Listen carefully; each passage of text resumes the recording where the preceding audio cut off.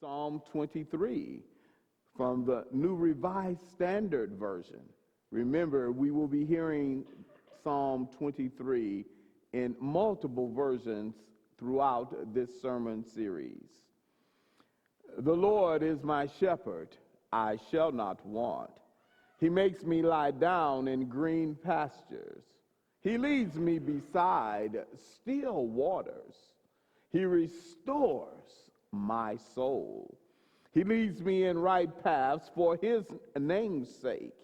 Even though I walk through the darkest valley, I fear no evil. For you are with me. Your rod and your staff, they comfort me. You prepare a table before me in the presence of my enemies. You anoint my head with oil. My cup overflows. Surely goodness and mercy shall follow me all the days of my life, and I will dwell in the house of the Lord my whole life long. And now from Psalm 42. For the director of music, a maskell of the sons of Korah. As the deer pants for streams of water, so my soul pants for you, my God. My soul thirsts for God, for the living God, when I can go and meet with God. My tears have been my food day and night, while people say to me all day long, where is your God? Where is your God? Hold on to that for a moment. Where is your God? In times when depression hits, where is your God? In times where you feel like you're all alone and your struggles are just coming down on you, weighing you down, where is your God? In times that seem uncertain, when the future is not clear to you and the past seems to have more joy than the future seems to promise, where is your God? In times where it seems like family is a place of distress and uncomfort, where is your God? When the world, your job, or the hopes of economic prosperity seem to be fleeting dreams, where is your God? In this sermon series that we are now in, our Soul Reset, we are dealing with opportunities to reset or recalibrate our connection to our God. In these times of a world that seems to be again so politicized and polarized, God gives us another opportunity to embrace something that is energizing, something that is recharging, something that is necessary and essential, like water. And so I used that opening video as a deer pants for water because I thought about the needs we have. I thought about how we as human beings need water for sustenance, how we can go weeks without food, but not days without water. We are reminded that God's spirit is like that living water. Today, our author of the Soul Reset series, Julius B. Dobson, reminds us that sometimes people feel as though they are like that deer, that they're about to drink, but maybe if we remember, those deer are always looking for predators in their background. Even though the water in front of them seems tranquil and life-giving, there's something, they're always looking over their shoulder for that mountain lion or that bear or whatever predator. It might be somebody who's a hunter in our congregation, looking over their shoulder, about to pounce. And so there's a tension that seems to always be in play between the time of prayer and renewal, if you would, and a time of struggle and darkness and depression. Psalm 23 and Psalm 42 give us a foundation or foundations to hang our hats on this morning.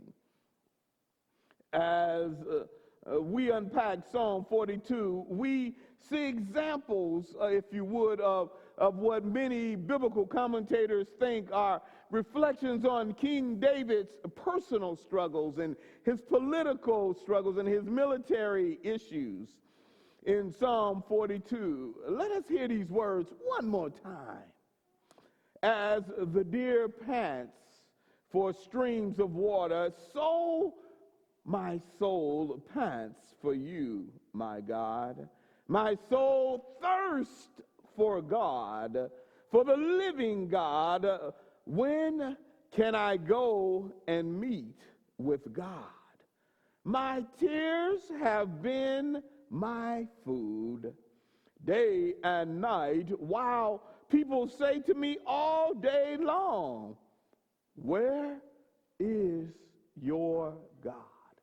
Junius B. Dobson shares that part of breaking the chains of depression is reconnecting with this God, our God, the source of living water.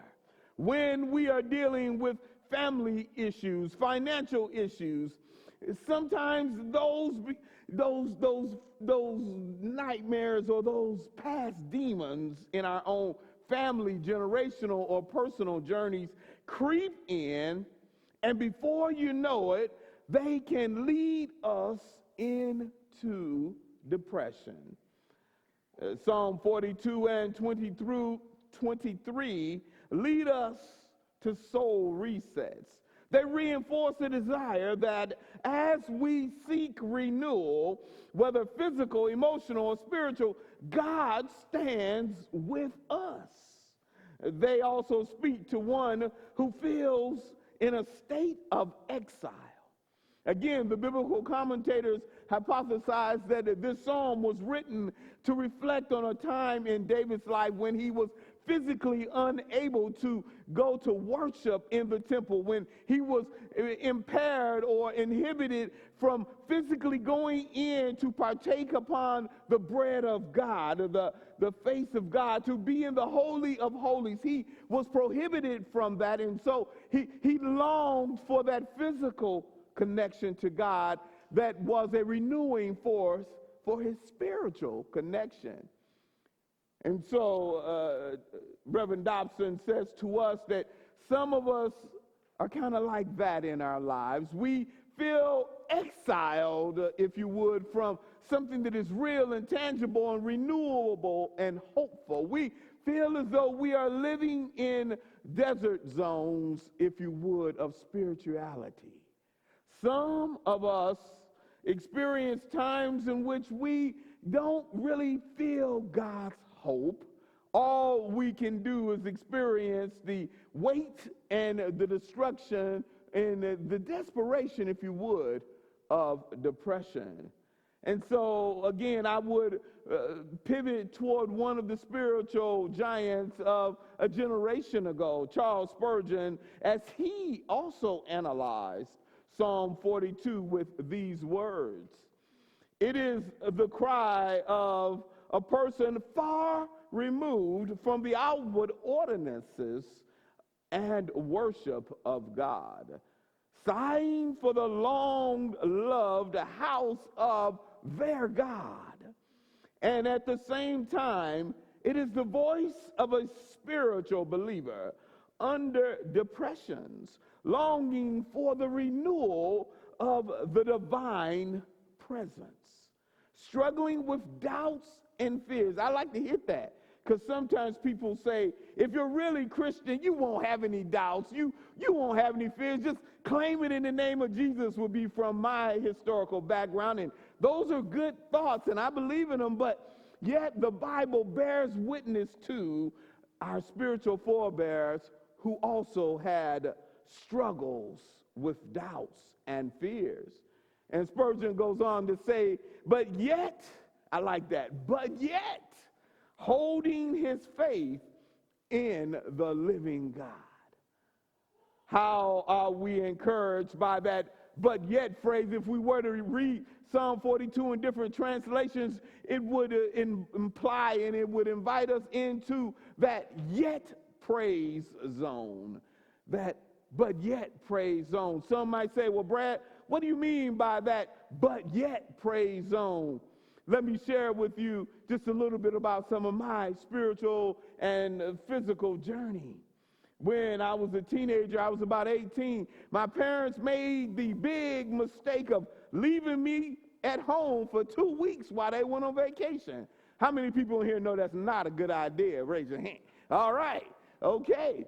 I was a responsible young person, I thought, but I found myself in some tempting situations, and I was at my job, and I was working hard, and I did some stupid stuff.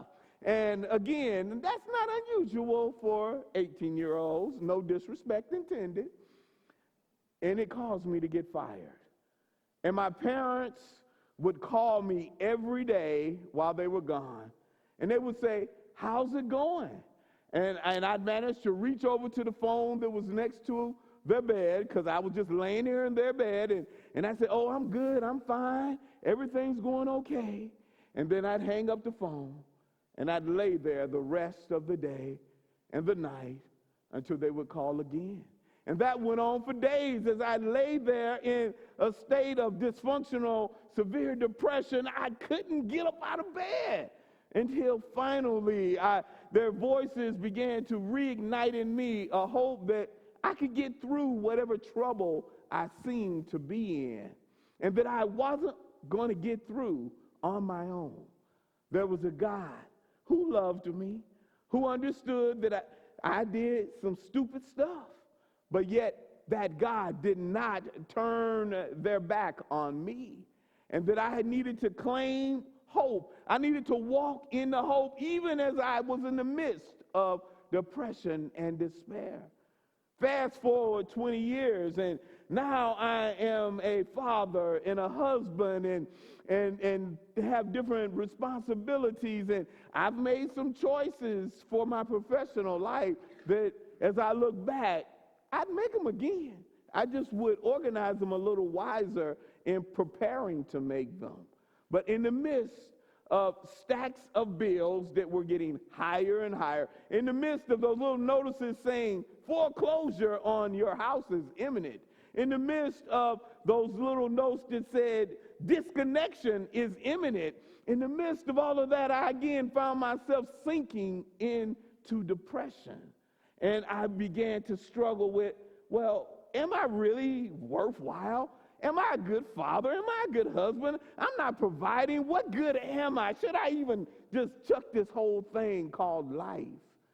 And somehow, some way, God reached me through some friends who are now part of Christ Church in Fairview Heights, and through Bible studies and through interactions with the United Methodist Men and through activities with our couples groups, I was renewed and restored. I could feel God's presence being real for me. Now, those presence did not pay those bills or rearrange those disconnection notices.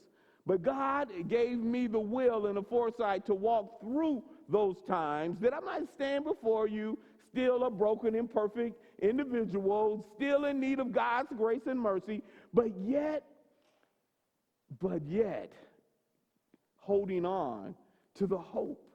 So we might say, I'm not all that God has called me to be, but yet God is not finished with me.